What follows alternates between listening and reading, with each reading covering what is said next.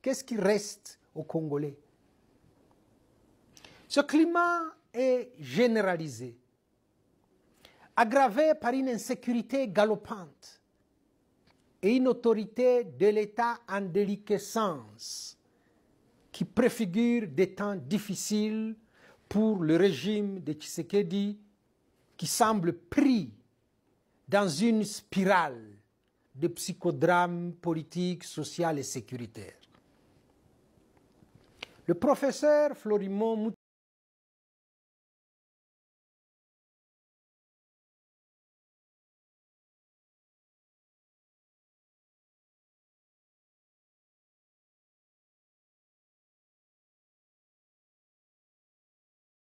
de voleurs et met en lumière, il rappelle les fraudes électorales de décembre 2023, un véritable chaos. Cette remise en cause des institutions traduit une perte de confiance envers un système perçu comme corrompu et éloigné des préoccupations du peuple. Pour le professeur Moutéba, cette situation est le reflet d'une fracture profonde entre l'élite et les aspirations du peuple.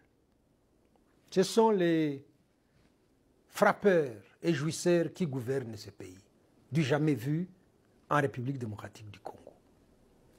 Le cardinal Ambongo, dans une interview avec France 24, affirme que la République démocratique du Congo est en faillite.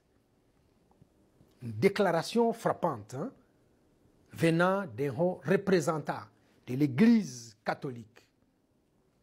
Cette faillite n'est pas seulement économique, mais elle touche tous les aspects de la vie nationale. Le cardinal met l'accent sur l'effondrement des valeurs sociales et éthiques. Il ne se contente pas de signaler l'incompétence du pouvoir actuel. Il met aussi en évidence une perte généralisée de repères dans la gestion de la société congolaise qui souffre de l'absence d'un leadership capable de restaurer la justice et l'ordre et d'alerter, tous les signaux sont au rouge. Sous Félix Tshisekedi, l'insécurité n'a cessé de croître. L'Est de la République démocratique du Congo est notamment livré aux milices, aux criminels, aux azalendos et aux trafiquants, tandis que l'armée est accusée d'entretenir des alliances douteuses avec les FDLR. Cette paupérisation de la population témoigne d'une incapacité de l'État à assurer sa mission première de protéger sa population, d'éduquer sa jeunesse et de soigner les malades. Steve Mbikai, expert en éducation, alerte sur la grève dans les écoles primaires et secondaires publiques. Il dit ceci: le retard de 2 mois dans la reprise des cours dans les écoles en grève entraînera une année blanche. Merci pour la gratuité de l'enseignement, Monsieur le Président. Et dans le cynisme qui caractérise l'élite congolaise, la première ministre, Madame Judith Suminwa Tuluku, demande du patriotisme aux enseignants que la faim tenaille. Les médecins, membres du SUNAMED, entrent en grève mardi 15 octobre.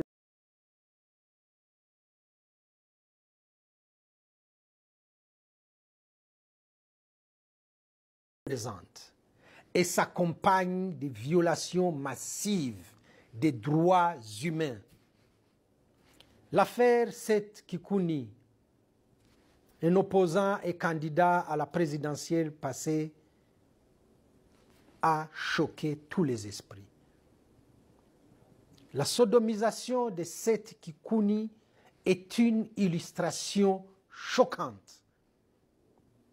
De plus, les journalistes sont également victimes d'une répression féroce qui vise à étouffer toutes les voix critiques du régime.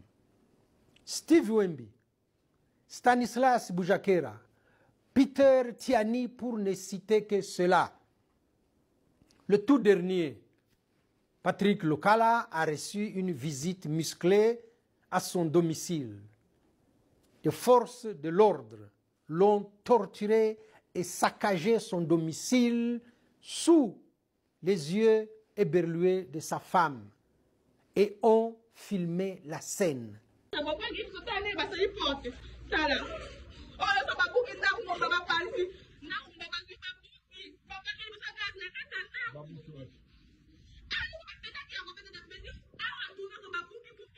On le dit dans un état critique.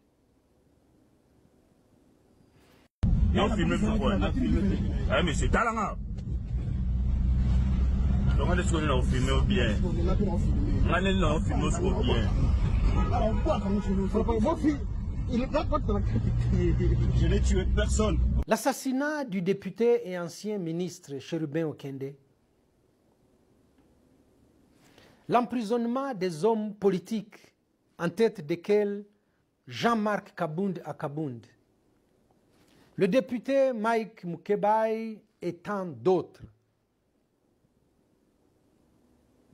En parallèle, la criminalité semble avoir été institutionnalisée, orchestrée par des acteurs étatiques, selon certaines allégations. Cette criminalité, combinée à la diffusion d'un discours de haine, plonge la République démocratique du Congo dans un climat d'intolérance et de peur. Le carnage de Goma par la garde présidentielle, les assassinats à répétition dans les rues de Goma par les Wazalendo et les FARDC, les bombes dans le camp de Mugunga, le carnage de la prison de Makala, tout cela marque la population meurtrie au fer rouge. Le régime de Tshisekedi, avec ses colères sélectives, avec un patriotisme dévoyé, tente maladroitement de manipuler l'opinion publique à travers des narrations qui fuient les responsabilités et se cachent derrière des accusations contre des ennemis extérieurs. Le Rwanda accusait de manière répétée est le bouc émissaire parfait. Mais pourquoi? Pour détourner l'attention de véritables problèmes internes. Le régime de Tshisekedi est affaibli de l'intérieur par des divisions politiques majeures. Son parti, l'Union pour la démocratie,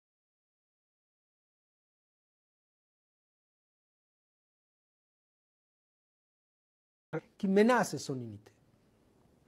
On ne sait plus à ce jour qui est le patron à l'UDPS. Entre Augustin Kabouya et Deo Bizibi qui s'envoient des noms d'oiseaux par fan club interposés. Les combattants sont divisés aussi, et ça va de soi. En plus, la fameuse union sacrée, la coalition de soutien au gouvernement et à Tshisekedi, montre des signes évidents de fragmentation. Des alliés clés comme Vital Kamerhe et Bahati Lukwebo manifestent de plus en plus leur lassitude vis-à-vis de Tshisekedi.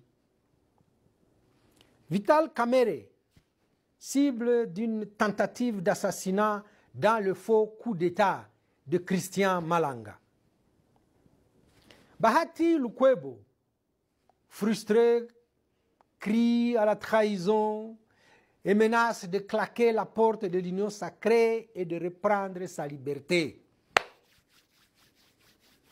Tout ceci reflète l'instabilité grandissante au sein de la prétendue majorité présidentielle. Mais cette division révèle un isolement croissant de Tshisekedi sur la scène intérieure, dont le leadership est inexistant. Les combattants de l'UDPS de Kasumbalesa veulent se rendre à Kashobwe pour défier Moïse Katumbi sur la révision constitutionnelle.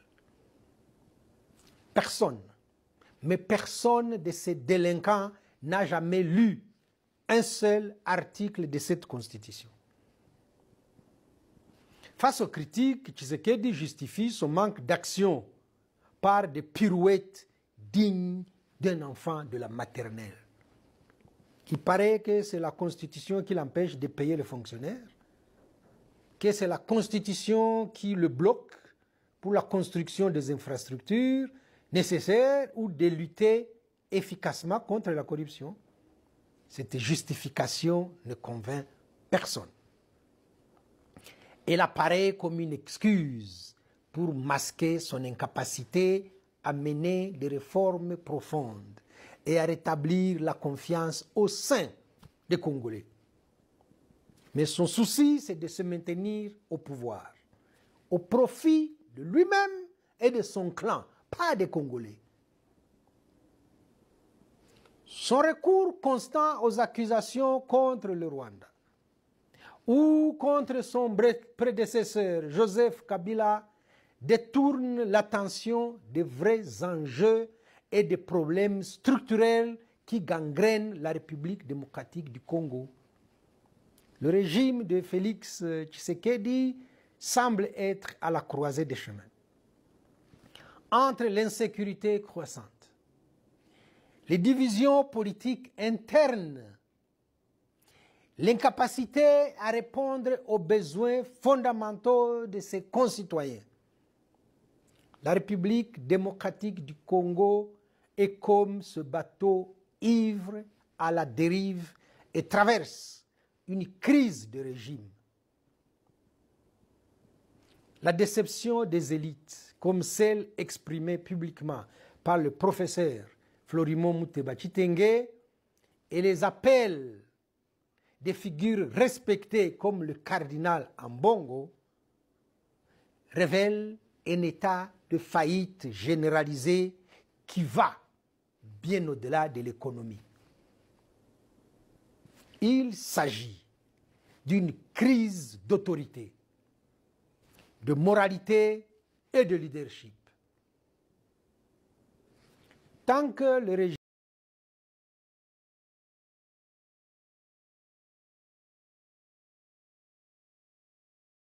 texte et des boucs émissaires, tantôt c'est Kabila, tantôt c'est le Rwanda, aujourd'hui c'est la Constitution.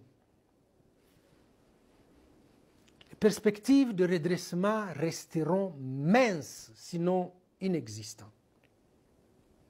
Le temps presse et il est urgent de remettre la République démocratique du Congo sur le chemin de la stabilité et du progrès.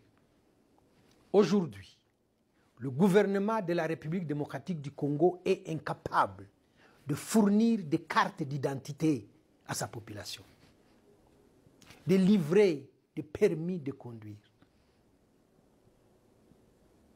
Est-ce la responsabilité de qui, ce service minimum pour les citoyens? Cette fuite en avant, cette recherche paranoïaque de boucs émissaires, destinée à masquer ses propres échecs, ne pourra pas durer longtemps. La diversion de la révision de la Constitution va enflammer les esprits. Ça, c'est prévisible. Depuis longtemps, les Aïrois, puis les Congolais, ont été bercés par les mensonges éhontés de la petite cuisine oligarchique de Kinshasa. Devenu presque une routine. Mais là, avec Félix Tshisekedi, c'est différent. Un choc profond s'est installé, flirtant avec l'indignation la plus brûlante. un scandale presque intime. On réalise que pendant près de 6 ans, les Congolais sont gouvernés par un simple politicien aux promesses creuses, un manipulateur déguisé en bienfaiteur ambigu. Comme si, au lieu d'une gouvernance, on avait subi une relation abusive déguisée en leadership. Il y a peut-être de la joie à avoir un maître illusionniste à la tête du pays. Peut-être. Mais c'est un véritable pervers narcissique qui est à la tête de l'État congolais. Ça risque de partir en vrille et ça va mal finir.